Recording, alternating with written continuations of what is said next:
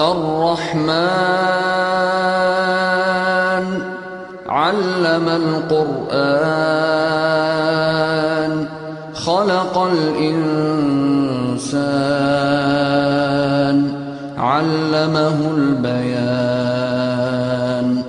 الشمس والقمر بحسبان والنجم والشجر يسجدان والسماء رفعها ووضع الميزان ألا تطغوا في الميزان وأقيموا الوزن بالقسط ولا تخسروا الميزان